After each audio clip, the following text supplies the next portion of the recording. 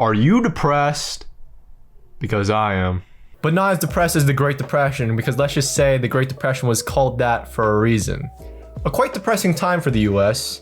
This period is still considered the most devastating recession and market crash the US has ever experienced, and has not been topped since. Yet. Okay, so before we can explain the Great Depression, we have to first explore the events leading up to it so we can have a better picture of what caused it. Enough talk. Actually, I take that back. We're probably gonna talk some more. This is just the transition.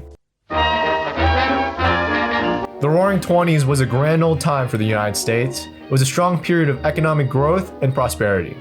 With all the jazz dancing, rise in consumerism, and maybe not alcohol, a thriving society could wish for. But with all great things, it will all eventually come to an end. You see, because the times were so good and money in business just always seems to just keep going up, it creates a period of over-optimistic speculation in the markets. And market speculation is basically just financial decisions with the potential for either profit or loss, but with little to no backing evidence for it. I guess you can also say gambling. And let's just say there was a lot of that during this time. And I guess you can't blame them too much as well, because if you put yourself in the shoes of investors back in the 1920s, what you'll be seeing all around you are stocks going up, business going good, and your peers making loads of money on their investments. And there's one thing that just irks normal investors even as much as losing money themselves. And that's seeing everyone else around you make money while you're not. So soon enough in the 1920s, people started pouring their money into risky speculative investments, and even started to use massive amounts of leverage and debt to feed their growing portfolio and greed. This will eventually lead the markets to a very unstable and overextended level, which it couldn't help itself but just pop. The drop started as early as September 1929 and continued, leading to Black Thursday, Black Monday, and eventually Black Tuesday. But my friends, this was only the beginning. The stock market crash of 1929 was just the catalyst for what's to come. The stock market was in pretty rough shape, and it didn't help that the government didn't make the best economically sound decisions at the time. Like, who was the guy who thought the Smoot-Hawley Tariff Act was a good idea? The basic premise of the act was to protect American-owned businesses by increasing the taxes on imported goods. And let's just say it kind of pissed off some of the other foreign governments out there, and they'll start putting tariffs on US goods as well. And overall, it just worsened the situation. Another thing that occurred that just added more fuel to the flame were some very poor decisions by the Federal Reserve. They kind of allowed the money supply to continue to go down without really taking proper action to put more liquidity back into the markets, especially for the banks. The banks definitely needed that cash. The Federal Reserve at the time thought it was a good idea to decrease the money supply in an economy that was already losing money. What they did was increase the interest rates in 1931 in the midst of a crisis, which instead of making everything all fine and dandy, just added to the economic decline. Just imagine you just got beat up by some random street thug, and a guy with a suit comes by and lends a hand of assistance. But instead of helping you, he also beats the shit out of you.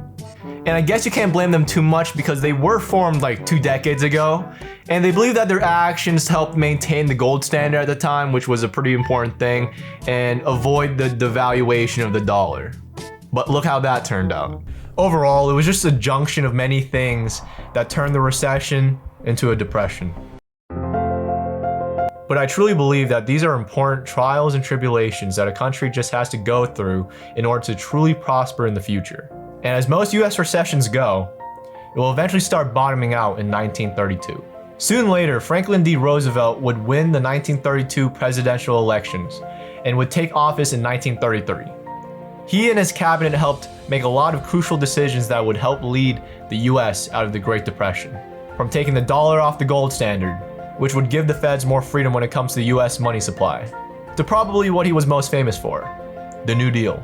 The New Deal was a compilation of programs and projects that would help recover the country out of economic hardship.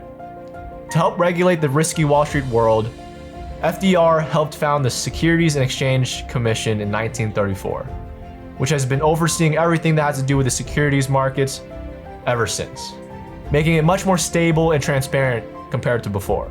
The Great Depression is considered to have lasted 12 years, from 1929 to 1941.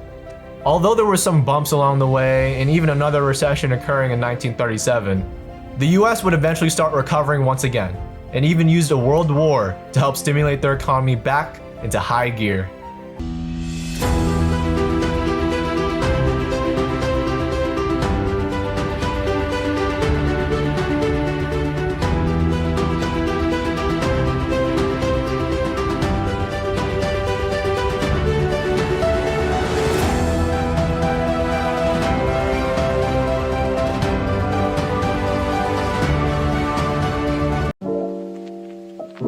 And we can learn a lot from the Great Depression, from how the government runs an economy to our own financial decision making.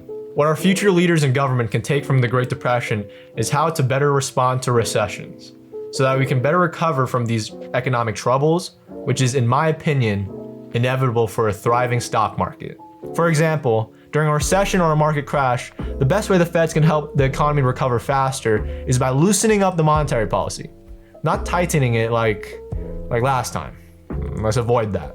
While for people like us, we can be more aware of market environments and things that are going on around us, so that we can be better able to manage our finances and investments during economically growing and declining periods. Like not adding into extremely overextended bull markets and also taking advantage of discounted prices after a recession. Because no matter how bad it gets, you should always remember the markets and economy should always recover. I mean, the Great Depression provides a great example of this. But if it doesn't, well then, like the wise words of some random guy on the internet, we're all fucked anyways.